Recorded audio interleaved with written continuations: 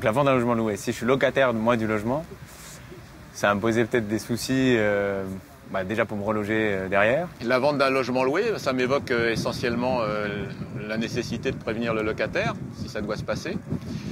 Éventuellement de lui demander son autorisation s'il doit y avoir des visites. Si mon propriétaire veut que je fasse des visites, je pense que ce serait normal que ça soit encadré, qu'il n'y en ait pas forcément tous les jours et que ça soit à des horaires respectables. Oui, un bailleur peut vendre un logement occupé par un locataire. Consomag aujourd'hui fait justement un point sur ce qui se passe dans cette situation.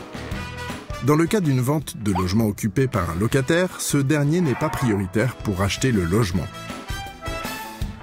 Ce droit de préemption s'exerce uniquement lorsque le bailleur donne congé au locataire pour vendre le logement vide et dans les cas particuliers de vente en bloc de l'immeuble ou de mise en copropriété.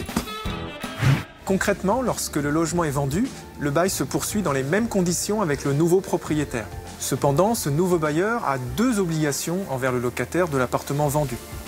Il doit tout d'abord l'informer par courrier qu'il est le nouveau propriétaire et lui transmettre ses coordonnées. Ensuite, c'est à lui et non à l'ancien bailleur qu'il appartiendra de restituer au locataire le dépôt de garantie en fin de bail. Notons que ces deux obligations s'appliquent également en cas de transmission du logement par succession ou par donation. Enfin, il faut préciser que le locataire ne pourra pas refuser, sauf sur justification, de laisser visiter les lieux en vue de la vente, à condition que les visites ne dépassent pas 2 heures par jour, uniquement les jours ouvrables.